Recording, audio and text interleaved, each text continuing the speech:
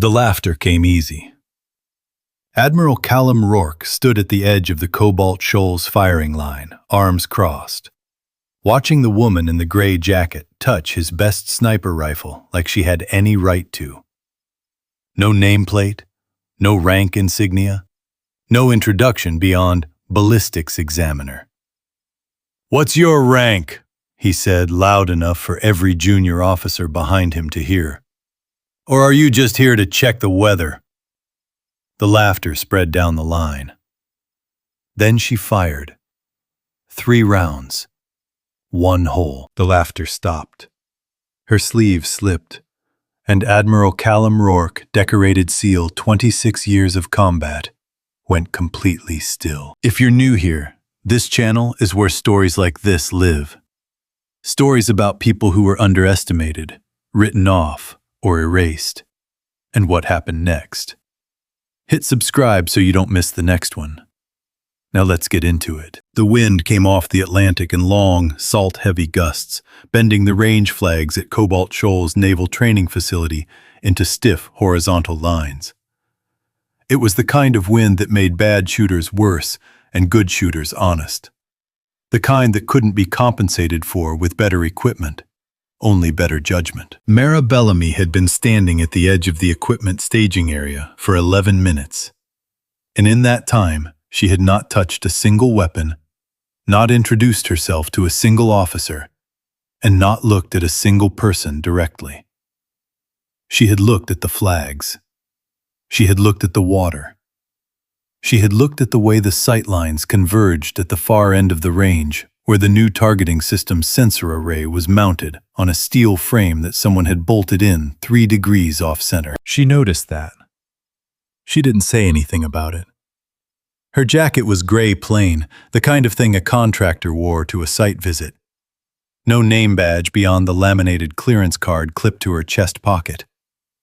M. Bellamy, Ballistics Systems Verification.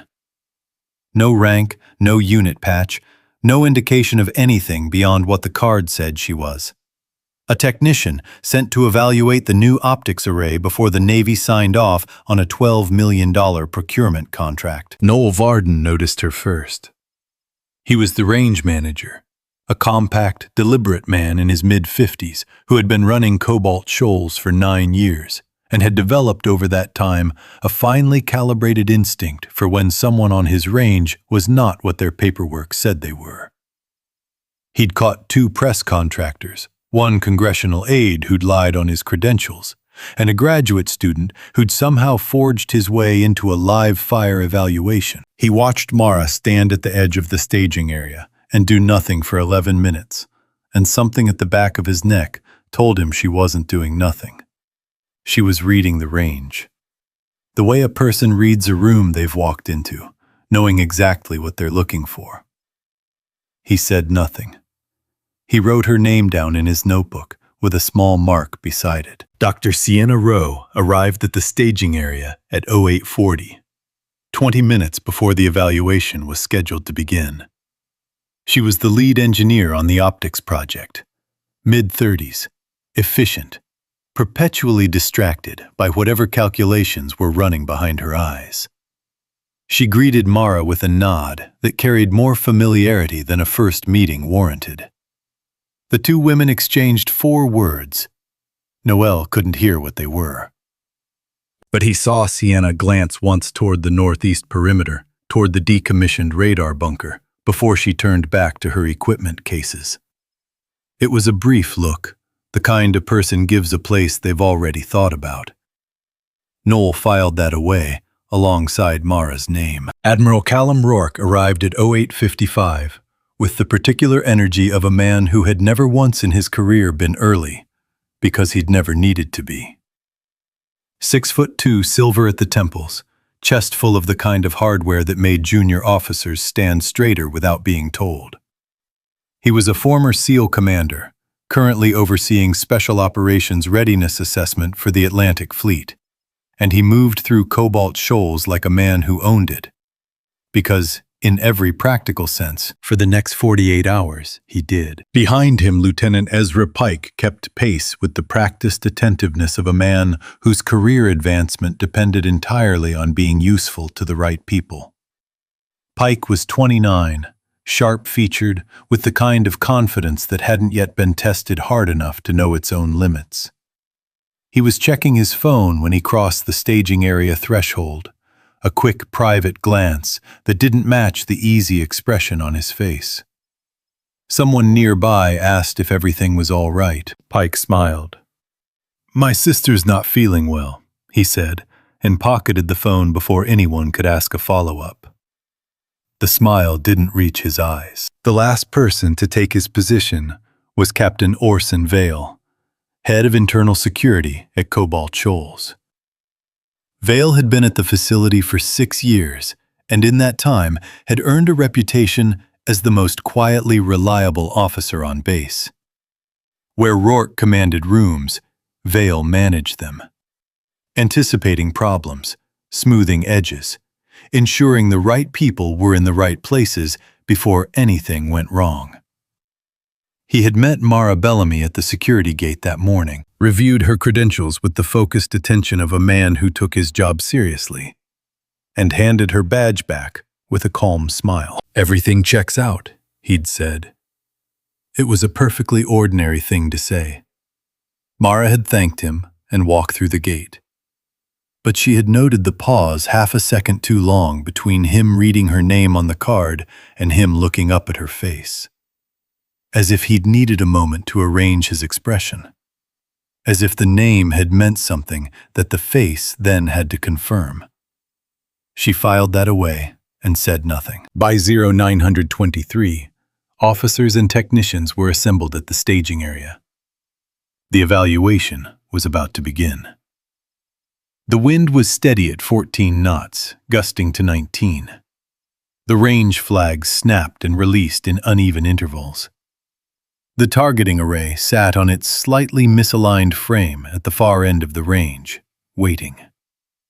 Mara stood near the rifle rack and looked at the water. The evaluation opened with a standard demonstration sequence, 3 of Rourke's top marksmen cycling through the new optics array at progressively longer distances.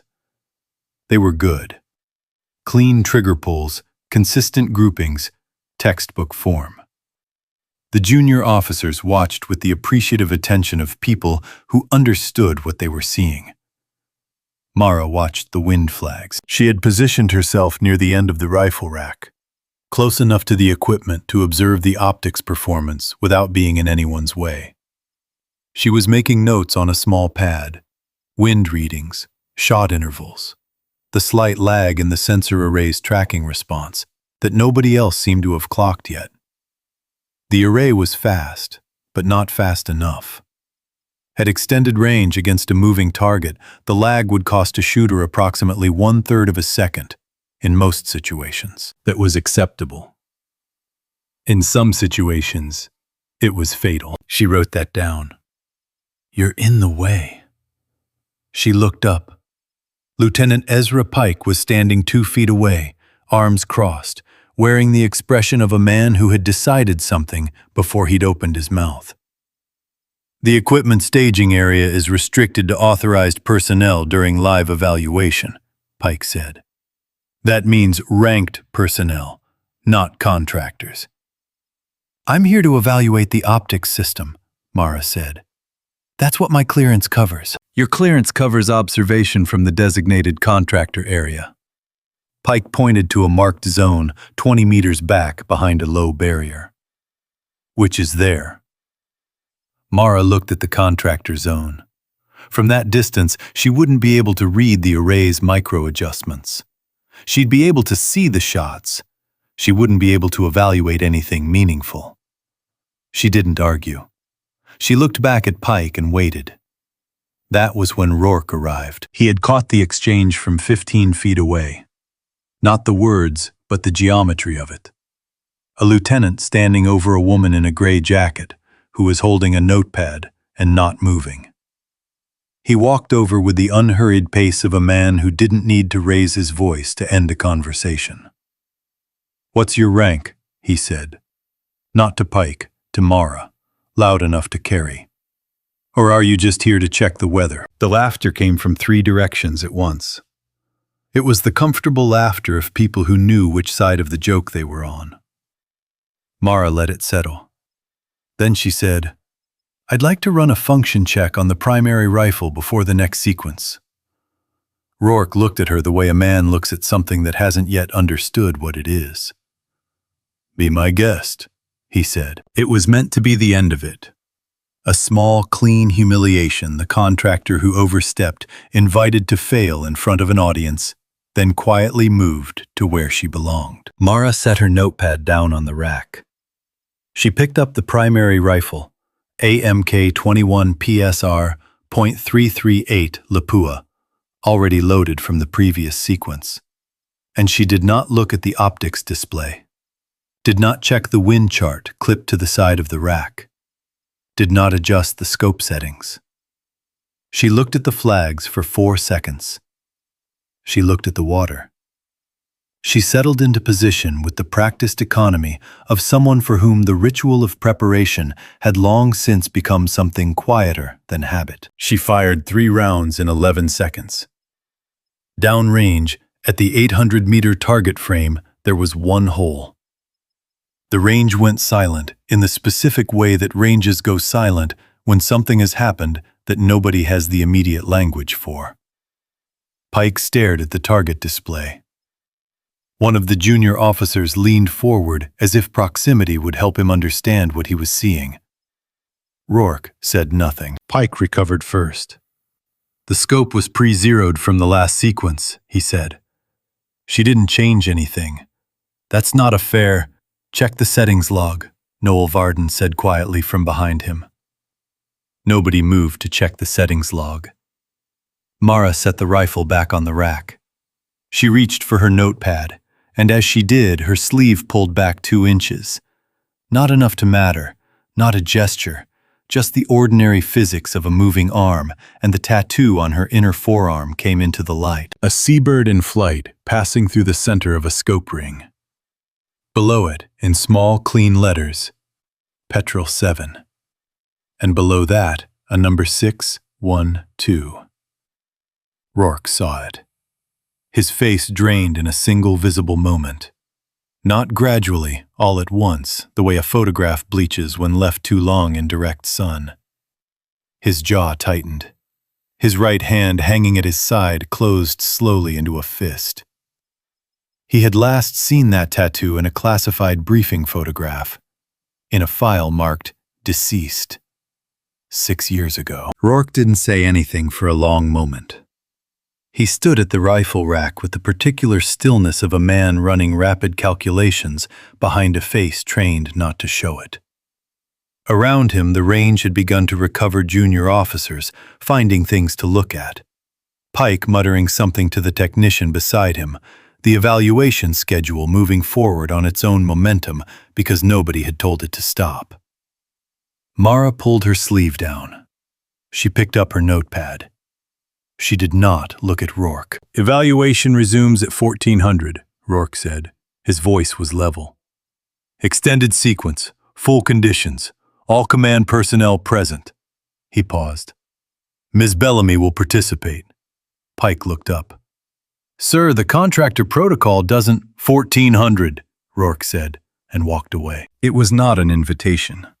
It was a controlled response from a man who needed time to think, and had chosen the one move that kept the situation inside his perimeter. Bring her back into a structured environment, in front of witnesses, under conditions he defined. If the morning's shooting was skill, the afternoon would prove it. If it was something else, the afternoon would prove that, too. What he didn't say, and what no one around him could have known, was that his hands were not entirely steady as he walked back toward the command building. Mara spent the hours between the morning session and the afternoon evaluation in the contractor's equipment room alone, with the door closed. She sat on a metal bench with her notepad open on her knee and did not write anything in it. The message had come in at 0630 that morning. routed through a channel she hadn't used in 14 months. 11 words, encrypted from a contact she knew only as a relay point in a longer chain. Rourke is on the list. The compass ghost is inside the facility. She had read it 3 times on a burner device, then destroyed the device. The compass ghost. That was what the network called itself, or what the people who'd been hunting it for 6 years had started calling it, after the operational pattern became clear. Not a single actor. A distributed cell embedded in military contracting and procurement channels, selling operational intelligence to private weapons brokers. The kind of network that didn't make headlines because the people who could expose it kept ending up dead, reassigned. Or in her case, officially non-existent. She had been Patrel 7, serial operator 612, a SEAL-attached sniper working a joint intelligence mission called Silent Kestrel 6 years ago off a coastline she was no longer permitted to name in any document. The mission had gone wrong in the specific catastrophic way that missions go wrong when someone on the inside has sold the coordinates. There had been an explosion. 4 members of her 6-person team had not come home. She had. Barely. Her file had been closed 3 weeks later. Cause of death, injuries sustained in action. The file was wrong, and someone with sufficient clearance had made sure it stayed wrong. She had spent 6 years finding out who. Now she was 40 minutes from an afternoon evaluation she hadn't planned on, in a facility that the compass ghost had already penetrated with a mission that had just become significantly more complicated. The simplest path, maintain cover, complete the optics assessment, pass the intelligence forward through proper channels, was no longer available to her. Rourke had made sure of that when he'd called her back to the range. If she walked onto that range at 1400 and shot the way she'd shot that morning, her identity would become impossible to contain. Rourke already suspected. By the end of the afternoon, he would know. And if he knew, the network would know within hours. But if she walked away, pulled her clearance, fabricated, an equipment issue disappeared back into the contractor system, Rourke would step in front of whatever the compass ghost had prepared for him, without the one piece of information that might keep him alive, that the threat was already inside the fence. She sat on the metal bench for a long time. Then she picked up her notepad, wrote 3 lines of calculations. Wind, distance, target movement coefficient for the afternoon's projected conditions, and stood up. The afternoon session drew a larger crowd than the morning. Word had moved through Cobalt Shoals the way word always moves through a closed facility. Quietly, selectively, and faster than anyone officially sanctioned it. By 1355, there were 31 personnel arranged behind the observation line. Command staff, senior NCOs, 2 visiting officers from the Fleet Readiness Office, and a handful of technicians who had found reasons to be present that their supervisors hadn't questioned too closely. Everyone had heard something. Nobody was saying what they'd heard. The conditions had worsened since morning. The wind was running at 22 knots off the water, shifting direction in irregular intervals that made any fixed compensation calculation unreliable. A thin coastal haze had settled across the mid-range, not thick enough to obscure the targets, but sufficient to flatten depth perception at distance. The target array for the afternoon sequence consisted of 7 moving panels, steel silhouettes on motorized tracks, varying speeds, one partially obscured by a smokescreen mounted at the 600-meter line. Pike had helped design the sequence. He stood at the edge of the observation line with his arms crossed and the careful expression of a man who had already decided how this was going to end. Mara stood at the firing position with her hands at her sides. Rourke walked to within 6 feet of her and stopped. Around them, the range was quiet in the anticipatory way of a room waiting for something to be decided. "You still haven't answered my question," he said. "From this morning, what's your rank?" Mara looked at the haze line over the mid-range. "Today," she said, "rank doesn't save anyone. Only the truth does." Rourke's jaw tightened. He held her gaze for 3 seconds, then stepped back and raised his hand toward the range control station. "Begin sequence." She went down to the mat without rushing. She set up with the MK-21, the same platform as the morning, reconfigured for the extended sequence, and she did not look at the target display, did not consult the wind data running on the monitor to her left, did not ask for a spotter. She listened to the water. The Atlantic came in at Cobalt Shoals in long, rhythmic sets, and between the gusts there were intervals, too, sometimes 3 seconds, where the wind dropped to a consistent baseline before cycling back up. Most shooters never found that rhythm. They worked against the wind. She worked inside it. The first target appeared at 700 meters, moving left to right at moderate speed. She tracked it for 1 full pass, let it come back on the return cycle, and fired on the second pass at the moment the wind dropped into its baseline interval. Center mass. The second and third targets ran simultaneously at different distances, a common evaluation trick designed to force a choice. She took the farther one first, then the closer one before it completed its track. Both clean. The fourth target was the obscured one, partially hidden behind the smoke screen at 600 meters. From the observation line, Pike watched the display and said nothing.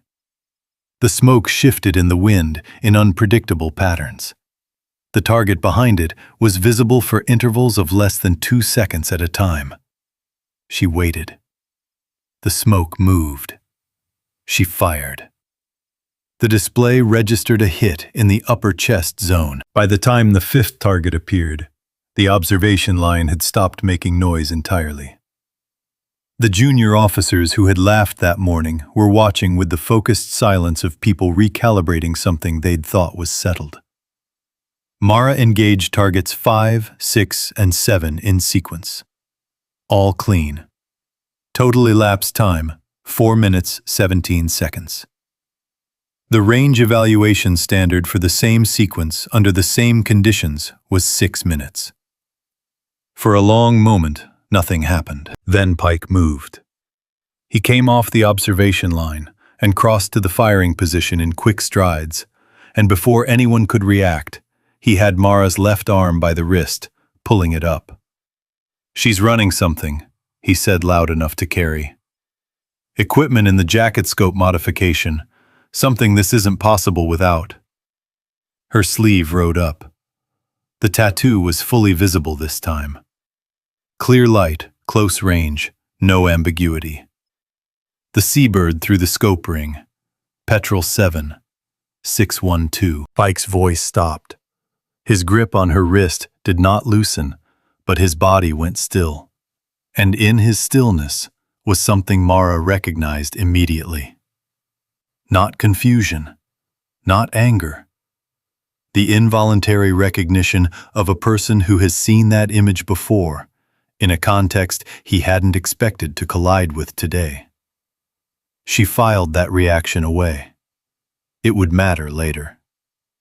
From the observation line, Rourke had already started moving. He reached the firing position in 8 strides, looked at Mara's forearm, and stopped. Something moved across his face. Not the same shock as that morning, but something older underneath it. Something that had been living at the back of his chest for 6 years and had just been handed a name it had never been allowed to say out loud. "Get everyone off my range," he said quietly.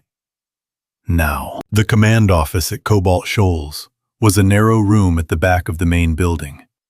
2 windows facing the water. A table bolted to the floor. 4 chairs that nobody had bothered to make comfortable. Rourke closed the door behind them and stood with his back against it for a moment, as if he needed the weight of it. Mara sat down. She placed her notepad on the table and did not open it. On the walk from the range to the building, crossing 40 meters of open ground in the gray afternoon light, something had moved through her that she hadn't expected. Not relief, not dread. Something quieter and more precise. The specific gravity of a truth that had been carried alone for 6 years, finally making contact with another person. 6 years she had lived as a person whose file said she was dead. No name in any active roster, no face in any unit photograph. No right to grieve the 4 people who had died in the same operation that had taken everything else from her. She had not been permitted to attend their memorials. She had not been permitted to tell their families that she had been there. She had spent 6 years carrying their names inside something she couldn't show anyone. And the man now sitting across this table from her had signed paperwork that made all of it possible. Not because he had buried her, but because he had looked the other way when he should have looked directly. She was not here for him. She was here because the people who had actually buried her were still operational, and one of them was planning to make sure Rourke never testified to anything. She looked at him across the table. "Sit down, Admiral." He sat. "I didn't die in Silent Kestrel," she said. "I survived the explosion. I was extracted by a private channel, not military, not agency, because by the time anyone could have come for me officially, my file had already been altered. Someone with high-level clearance marked me KIA within 72 hours of the operation, before any formal recovery attempt was authorized." Rourke said nothing. His hands were flat on the table. "The same person who altered my file sold our operational coordinates to a private weapons broker 3 days before the mission launched. That's why the insertion point was compromised. That's why 4 people didn't come home." She paused. "The network that broker operates within has a name. The Compass Ghost." Something shifted in Rourke's expression. Not surprise he knew the name. She had expected that. "You're scheduled to testify before the Joint Oversight Committee in 11 days, Mara said. "Your testimony covers procurement irregularities in the Atlantic Special Operations Command structure. Specifically, a set of contracts that, if examined correctly, trace back to the same broker network.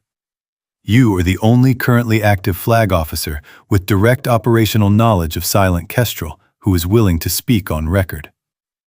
She held his gaze. "That makes you the last obstacle between the Compass Ghost and another 6 years of operation." "You're telling me I'm a target?" Rourke said. "I'm telling you the threat isn't outside the fence." He was quiet for a moment. She watched him work through it, the layers of it, the implications, the discomfort of a man who had spent his career trusting the structure around him, being asked to consider that the structure was compromised. "You could be here to manipulate me," he said. "Pull me off testimony with a fabricated threat." "I could be," Mara said. "You'll have to decide that for yourself." The door opened. Noel Varden stepped in without knocking, which told Mara he'd been waiting just outside it. "Admiral," he said, "security camera at Observation Tower 2 has been replaced. Not upgraded, replaced. The original unit is gone. Whatever's up there now, it's transmitting on a frequency that doesn't match anything in our system inventory." He set a printed still image on the table. "And the MK-20 from Weapons Locker C is unaccounted for. Signed out under a name that doesn't match any personnel currently on base." The room was very quiet. Rourke looked at the image. He looked at Mara. For the first time since the firing line that morning, the architecture of his certainty, the rank, the experience, the 26 years of operating in systems he understood, visibly shifted. Not collapsed, shifted. The way a foundation shifts when the ground beneath it moves. "The person who wants you dead," Mara said, "has already been inside this facility long enough to replace hardware and pull weapons from a locked inventory. They knew I was coming before I arrived." She stood. which means we have significantly less time than I'd like. Rourke stood as well. Something had changed in his posture, not diminished, but redirected. The energy that had been going into managing the room was going somewhere else now. "What do you need?" he said. "I need Varden. I need Dr. Rowe. And I need you to trust me for the next several hours, without asking me to justify every decision in real time." Rourke looked at her for a long moment. "You came here to save my life," he said, "after what I said to you this morning." "I came here because 4 people who deserved better never got justice," Mara said. "You staying alive long enough to testify is how they get it." She picked up her notepad and moved toward the door. They moved quietly. Noel pulled the internal security logs for the past 72 hours, while Sienna Rowe ran a frequency analysis on the signal coming from Tower 2.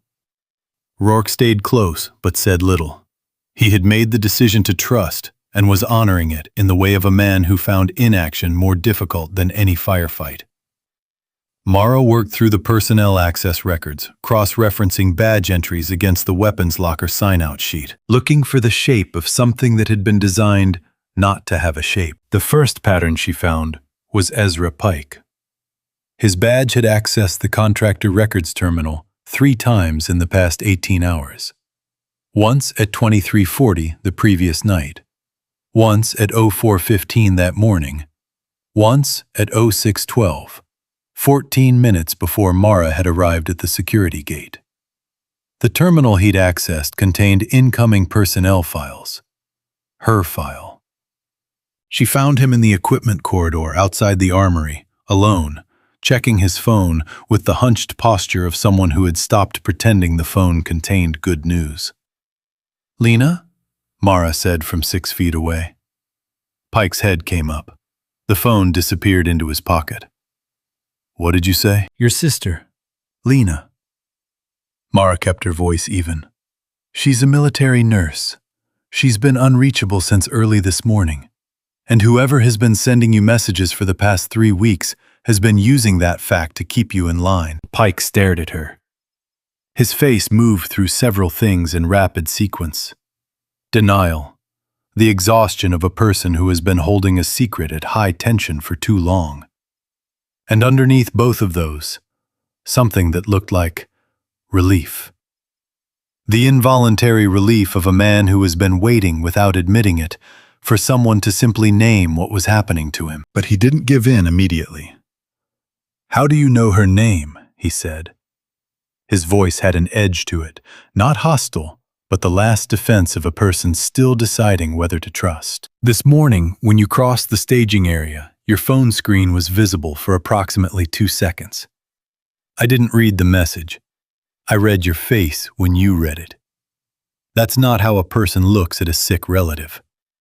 That's how a person looks at a threat." She paused. "I've seen that look before. I know what it means." The edge left his voice. He leaned back against the corridor wall, pressed both hands flat against it. "They contacted me 3 weeks ago," he said. "Private message, no sender ID. They knew things about Lena, her schedule, her quarters, assignment. A conversation she'd had with a supply officer that she'd told no one about." He stopped, looked at the floor. "They said if I didn't cooperate, they'd make sure she was held responsible for something she didn't do, something that would end her career. Or worse. What did they ask you to do?" "Discredit you. Get you pulled from the evaluation. Removed from the facility before the afternoon session." He looked at her directly for the first time. "They knew you were coming. They knew your name. They said you were dangerous to operational security." A pause. "I didn't know what you were actually here for.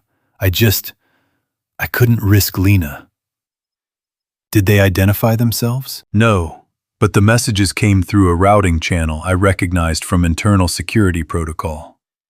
Someone with facility access." He pulled out his phone. I saved everything. Mara read what she needed from the screen and stepped back. When did you last hear from Lena? 0547. Standard check-in.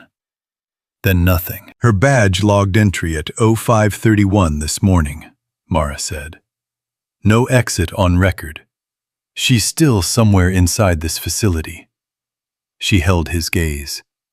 I need those messages, and I need you to do exactly what I tell you for the next 2 hours.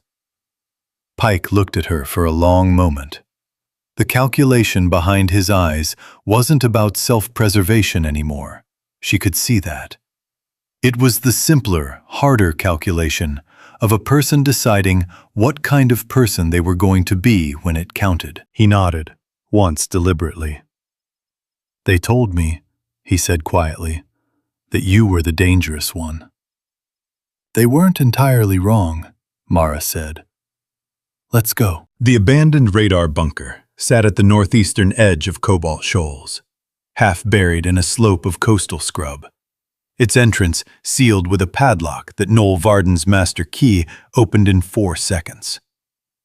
The facility had been decommissioned 8 years ago when the new sensor array went online. According to the base infrastructure log, it contained obsolete equipment and required no regular inspection. According to the signal trace, Sienna Row had been running for the past 40 minutes. It was the origin point of the rogue transmission from Tower 2. They approached in 2 pairs. Mara and Noel from the north side, Rourke and Sienna from the access road, moving without lights, using the natural cover of the scrub line. The wind off the water masked their approach. Mara went in first. The interior was dark and smelled of salt corrosion and machine oil. Old radar consoles lined the walls, their screens dead, their housings streaked with rust. At the far end of the main room, zip-tied to a support column with her hands behind her, was a woman in medical scrubs. Dark hair, mid-20s, a bruise forming along her left cheekbone. She was conscious and not making noise. She had understood without being told that noise was not currently in her interest. Noel moved to her immediately and began working on the zip ties. Mara moved to the equipment in the center of the room. The Mk-20 had been mounted on a bipod and positioned in front of a narrow, horizontal aperture cut into the bunker's seaward wall. Not an original structural feature. Someone had cut it recently.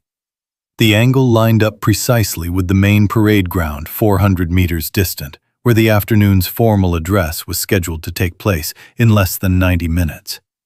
Where Rourke was scheduled to stand at a podium in front of the assembled command staff. The rifle had been fitted with a remote firing mechanism, a small black module attached to the trigger assembly, connected by a wire to a signal receiver mounted above the aperture. No shooter required. No presence necessary. Whoever held the transmitter could be anywhere in the facility, and the shot would fire on command. Mara crouched beside the assembly and examined it without touching it.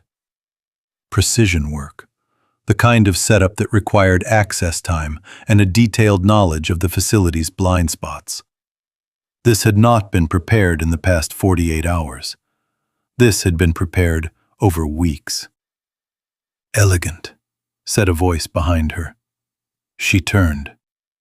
Captain Orson Vale stood in the doorway connecting the main room to the bunker's secondary corridor.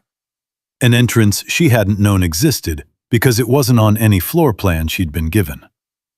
He was holding a sidearm at his side, not raised, the posture of a man who didn't feel he needed to raise it yet. Behind him, 2 figures in civilian clothes blocked the corridor exit. Sienna had gone still near the wall.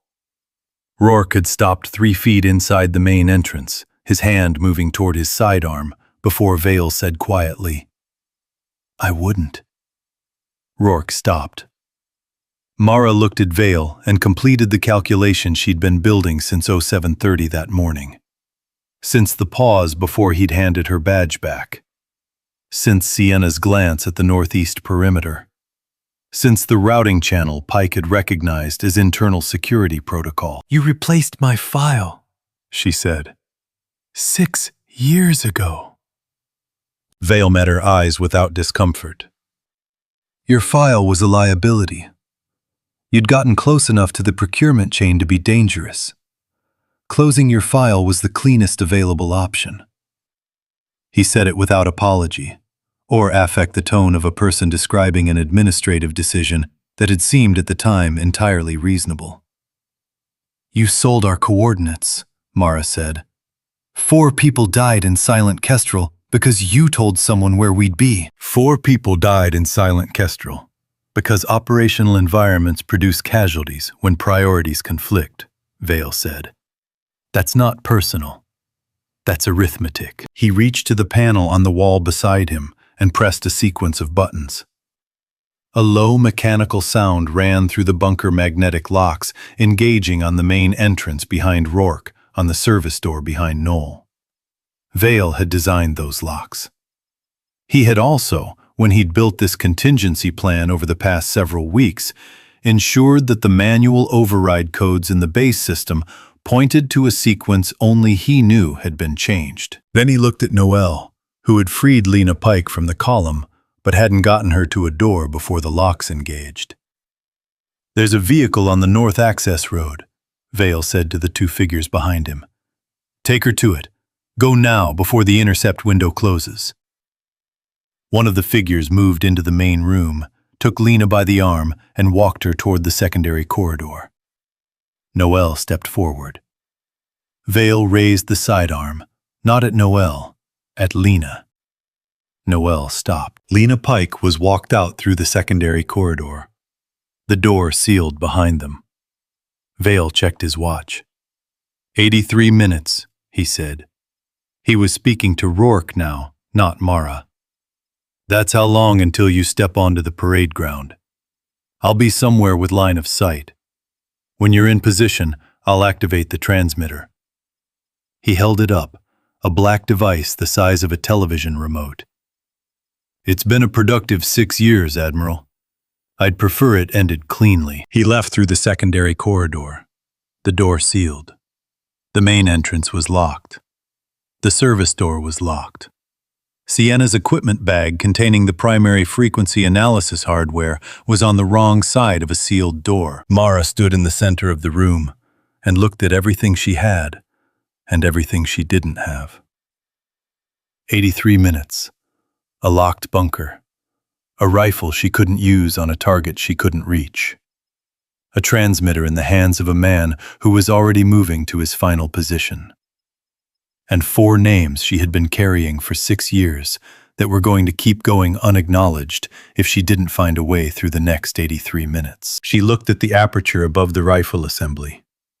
She looked at the signal receiver mounted on the exterior wall 6 inches above the cut. She looked at the 3-centimeter gap where the magnetic cover had dropped but not fully seated, a small misalignment, the kind that happened when improvised hardware met a concrete wall that was slightly out of plumb. She looked at Sienna. "What's on your person?" she said. "Not in the bag. On your person." Sienna patted her jacket pockets with rapid efficiency.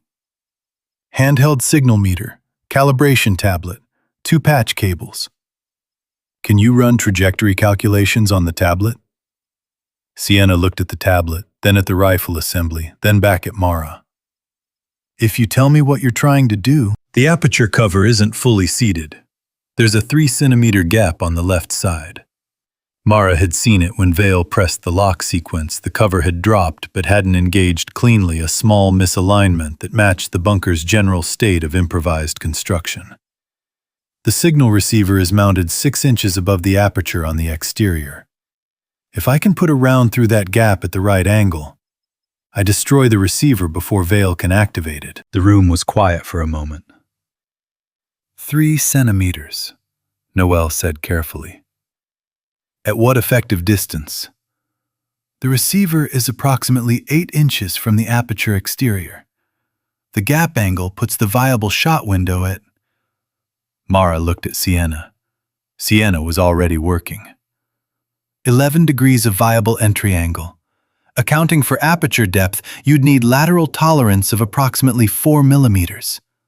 She looked up. That's not a shot. That's a math problem with a bullet. It's both, Mara said. Wind reading inside the bunker, Sienna held up the signal meter. Consistent draw through the aperture. Roughly 6 knots left to right. Channel effect from the cut geometry. Mara looked at the Mk-20 on the bipod. She would need to disconnect the trigger module without activating the firing mechanism before she could move the weapon. That was 30 seconds of careful work with no margin for error. And she had 1 round because a second shot would register as a trigger signal on Volley's end and prompt early activation. She had made this calculation before. Not these numbers. The numbers were always different, but this shape. The moment before a shot with no margin. 6 years ago, in the last seconds before Silent Kestrel came apart, she had been in a position with worse angles and less information, and she had held because someone had told her to hold. She had held, and then the world had ended in pressure and smoke and 4 names. She was not going to hold this time. She was not going to let the situation make the choice. Sienna, she said, give me the numbers.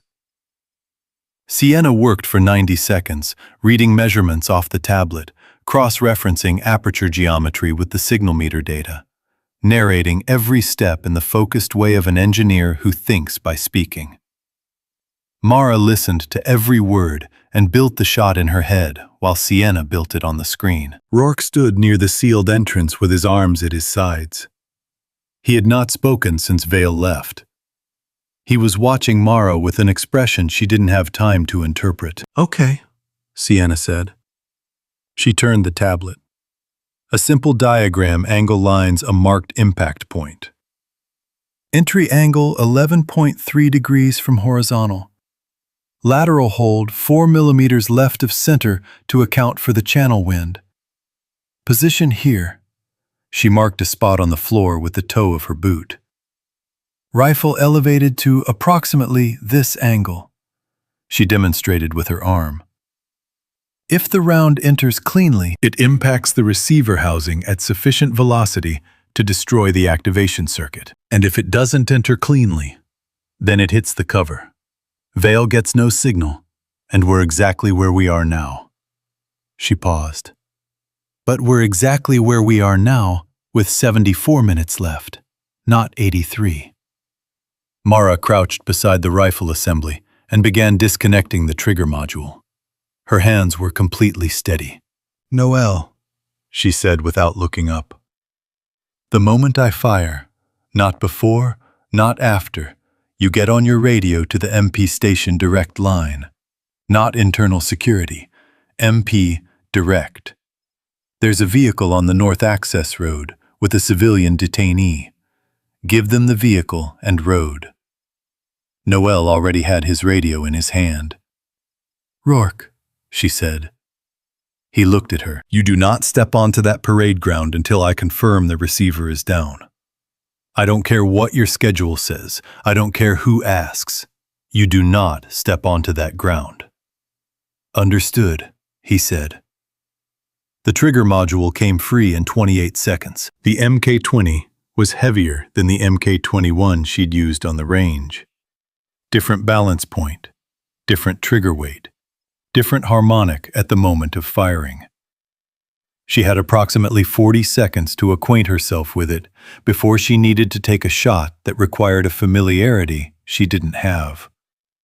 She worked with what she had. The position Sienna had marked on the floor put her at an oblique angle to the aperture, not facing it directly, but quartered to it, shooting across her own body line. It was uncomfortable geometry, the kind that introduced variables in shoulder tension and natural point of aim that a shooter normally needed hours to compensate for. Mara catalogued the discomfort the way she catalogued wind and distance, not as a problem to be solved, but as a condition to be incorporated. She settled the rifle into her shoulder. She found the aperture gap through the iron sights. The Mk-20 scope was zeroed for the parade ground distance, which made it useless for a shot measured in inches rather than meters. She was shooting iron at a 4mm target inside an 8-inch tunnel. She breathed in. She breathed out. She did not think about Vale. She did not think about the parade ground, or the transmitter, or the 72 minutes that were now 68. She did not think about Silent Kestrel, or the 4 names, or the 6 years, or the file that said she was dead. She thought about the gap. 4 millimeters. Wind at 6 knots through the channel left to right consistent. The oblique angle adding approximately 2 millimeters of lateral drift to a round traveling less than 12 inches between muzzle and aperture. The receiver housing on the exterior. She had seen it during the approach from the north side. A black module roughly the size of a hardback book. The lower face unarmored, the upper face reinforced. She needed the lower face. She had seen a lot of things she hadn't told anyone she was seeing. That was what 6 years of living as a ghost had given her in exchange for everything it had taken. She adjusted her hold 2 millimeters left. She elevated the muzzle by a fraction she could not have measured with an instrument, but could feel in the tension of her left hand against the handguard. A tension she had spent thousands of rounds learning to read. "Wind shift incoming," Sienna said quietly. 8 seconds before it increases and the channel dynamics change. Mara did not rush. Rushing was what the 8 seconds wanted her to do. She took one more breath, let half of it out, and found the place at the bottom of the exhale where her body stopped moving entirely. She fired. The round entered the aperture gap. 1 full second of silence. Noel had his radio up but hadn't keyed it. Rourke hadn't moved. Sienna was looking at the tablet even though the tablet couldn't tell her anything about what had just occurred 8 inches beyond a concrete wall. Then from outside the bunker, small and distinct, a sharp electrical crack. The sound of a circuit board receiving a catastrophic mechanical interruption. Followed by a silence of a different quality than before. The silence of a system that had stopped running. "Transmission signal from the receiver just dropped," Sienna said. Her voice was even, but her hands weren't. "It's gone." Noel keyed his radio immediately. "This is Varden, Cobalt Shoals Range Management MP Station Direct Line. I need an intercept on a vehicle that departed the Northeast Bunker Access Road approximately 15 minutes ago." Rourke exhaled. It was the only sound he made. Mara set the rifle down on the bunker floor. She allowed herself 3 seconds of the exhausted clarity of a person who had just spent everything they had on a single point and found out it was enough. Then she checked the time, picked up her notepad, and looked at Rourke. "Tower 2, she said. "Vale won't run yet. He doesn't know the receiver is down, and he won't abandon his position until he confirms the shot fired. He'll be somewhere with line of sight to the parade ground." Rourke moved to the manual override panel beside the entrance. Noel talked him through the sequence in under 30 seconds. Not the sequence Vale had changed in the system, but the mechanical failsafe behind the panel itself. A physical backup that predated Vale's tenure at Cobalt Shoals by 4 years. The locks released with a heavy sequential thunk. The door opened onto cold, salt air and a sky going gray at the edges with approaching evening. Mara walked out of the bunker and did not look back at the rifle on the floor. Observation Tower 2 was a 4-story steel structure at the western perimeter of Cobalt Shoals, positioned to give a clean sightline across the entire facility. It was the highest point on base. It was exactly where a man with a transmitter would stand if he needed to watch a shot fire and confirm the result. Mara took the exterior stairs at a controlled pace. Fast enough, not faster. Running announced arrival. The top platform was exposed on 3 sides, enclosed on the 4th by the equipment housing containing the replaced camera unit. Vale was standing at the western rail, facing the parade ground, the transmitter in his right hand. She could see in the set of his shoulders that he had already pressed the activation sequence, more than once. He was waiting for a confirmation that wasn't coming. He heard her on the last step and turned. Neither of them spoke for a moment. Below them, the parade ground was empty. The formal address had been quietly postponed. Word passed through Rourke's chain of command in the minutes since they'd left the bunker. Vale looked at her. He looked at the parade ground. He looked back at her, and she watched him complete the calculation. "The receiver," he said. "Yes." He was quiet for a moment. Then something moved across his face, not disbelief, not anger, but the clean acknowledgement of a man who had lost and knew it. "Through the aperture gap," he said. "From inside the bunker." He considered this. "That's not a shot a person makes." "I made it," Mara said. "Evidently." He set the transmitter on the rail beside him, not a surrender gesture, simply setting down something that had become irrelevant. "You understand this doesn't end with me. The compass ghost isn't a person, Bellamy. It's a system. I'm one node." "I know," she said. "But you're the node with access to 6 years of transaction records, communication logs, and operational files that the rest of the network doesn't know you kept." She watched his expression. "You kept them because you don't operate without insurance, which means somewhere in this facility there's a record of every transaction, every contact, every sold coordinate going back before Silent Kestrel." Vale said nothing, which was confirmation enough. "You have 2 options," Mara said. "You walk off this tower, and that insurance becomes evidence in a federal proceeding instead of a personal asset. Or whatever you're currently considering, which ends the same way, with fewer options for everyone." From below, she could hear vehicles on the access road. The MP intercept Knoll had called in converging from the main gate. Radio traffic on the base frequency, the controlled urgency of a security response, moving without triggering a full lockdown. Rourke had managed that. Vale looked at the parade ground for a long moment. Then he looked at Mara with an expression that was stripped of everything, simply tired. "You were supposed to be dead," he said, not as accusation, almost as professional bewilderment, the frustration of a careful person confronting an outcome that shouldn't have been possible. "I was," Mara said. "I got better." Vale was taken into custody at the base of the tower by 2 MP officers, briefed by Rourke in precise, unambiguous terms. He did not resist.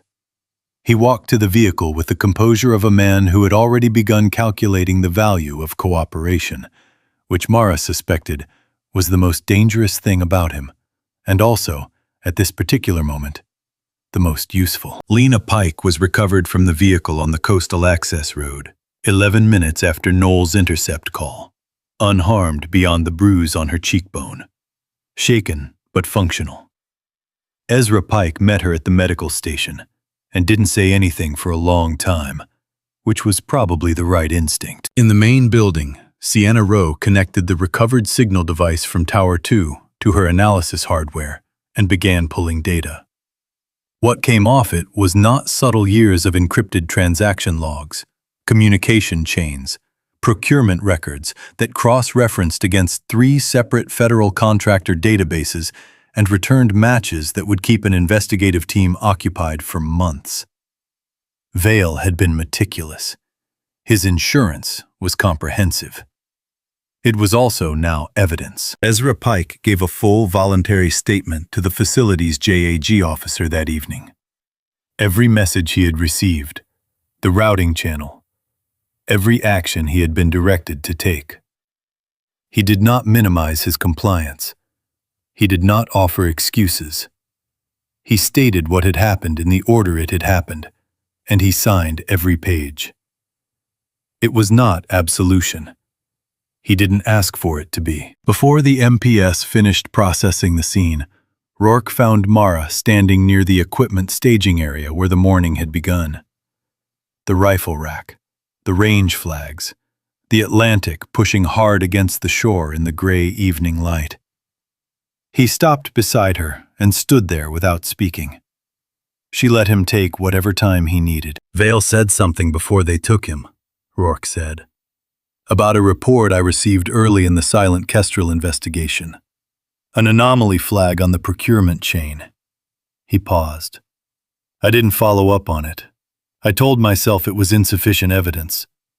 The truth was that following up meant pulling a thread that led somewhere I didn't want my name associated with."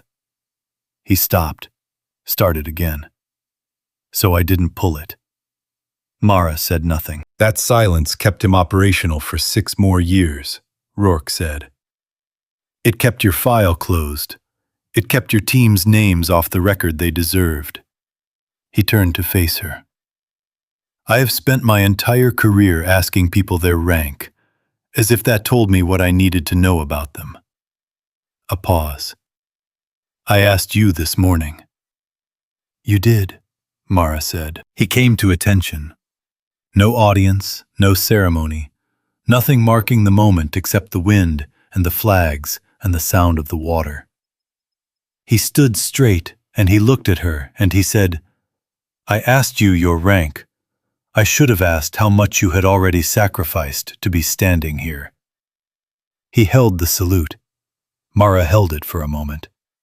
Then she returned it, not as deference, not as ceremony, but as the acknowledgement of one person to another that something true had finally been said out loud. 3 months later, on a Tuesday morning in early November, Mara Bellamy drove back to Cobalt Shoals, alone. She had not been summoned. There was no official reason for the visit. The federal proceedings were moving forward without her daily presence. The investigators had everything they needed. Vale was cooperating in the calculated way she had predicted, and the Compass Ghosts network was being dismantled, node by node, with the unhurried thoroughness of people who had finally been given the right tools and the institutional authorization to use them. Rourke had testified before the Joint Oversight Committee 8 days after the events at Cobalt Shoals. His testimony had been complete. He had not minimized his silence. He had not framed his failure as a procedural oversight or an evidentiary judgment call. He had stated what he had known, what he had chosen not to pursue, and what that choice had cost. The committee had listened. The record now reflected what had actually happened in Silent Kestrel, not the version that had been filed, but the true version, with the correct names in the correct places. 4 names, correctly placed. Finally. He had submitted his retirement papers the following week, not under pressure voluntarily, with the finality of a man who had decided that the most useful thing he could do with the time remaining was work that didn't require a uniform. The memorial had been installed near the main entrance of the facility, a low granite panel set into the ground at a slight angle so that the morning light fell across it cleanly. 6 names were engraved on it. 4 belonged to the members of Petrel Team who had died in Silent Kestrel. 1 belonged to a signals officer killed in a separate action the same year, included at Noel Varden's quiet insistence. The 6th had been added after the proceedings concluded, at the recommendation of the Oversight Committee, a formal acknowledgement that the person bearing it had been present, had survived, and had not, despite what the official record had claimed for 6 years, died. M. Bellamy. Petrel 7, 612. Mara crouched in front of the panel. The same salt-heavy Atlantic wind moved through the coastal scrub behind her, indifferent to everything that had happened here. She placed her hand flat against the granite, against the engraved letters of the 4 names she had been carrying since she was 26 years old. She said quietly, "We're home." She stayed for a while, not long enough to be a vigil, long enough to be true. Noel Varden was at the range when she walked past it on her way back to the car. He raised a hand, not a wave, something more deliberate, and she returned it in kind. He had revised the range's orientation protocol the week after the events. The revision was practical in tone. It contained no references to rank as a prerequisite for competence. The change had gone through without objection. Near the main building, she passed a group of junior personnel in training. Rotation 6 of them gathered around an equipment table for a briefing. Among them was a young woman, listening with the focused attention of someone who had been told more than once that she didn't belong where she was standing. Mara didn't slow down. There was nothing useful she could say in passing that would mean anything. But on the wall above the range entrance, the new guidance panel had been installed the previous week. Black lettering on a white background. The first line read, "Do not ask for rank before observing capability." Below the text, centered small enough that you had to look for it, the image of a seabird in flight passing through the center of a scope ring. Mara walked to her car. The wind was at her back. She drove away from Cobalt Shoals in the clean November light, and for the first time in 6 years, she drove without the weight of a person moving through a world that doesn't officially contain them. The weight was gone. Not because the past had changed. The past was fixed. The losses were permanent. The 4 names on the granite panel would always be there, but because the truth of it had finally been placed where it belonged. In the record, in the light, in the world. She drove north into the open morning, and she did not look back. And that's the story of Mara Bellamy. A woman who was erased, underestimated, and written off. And who in the end didn't need a title to prove what she was worth. There's something in this story that I think a lot of us recognize. The feeling of being dismissed before you've had a chance to show what you can do. Maybe it's happened to you at work, in a room where people looked right past you, or in a moment where someone decided your value before you'd said a single word. The lesson isn't that rank or credentials don't matter. It's that they were never the full picture. The most dangerous assumption we make about other people is that silence means nothing, that invisibility means absence, that someone who hasn't announced themselves hasn't already done the work. Mara never asked to be seen. She just kept being exactly what she was until the truth became impossible to ignore. If this story stayed with you, share it with someone who needs to hear it today. And if you haven't subscribed yet, this is the kind of story we tell here every time. Hit the button, and we'll see you in the next one.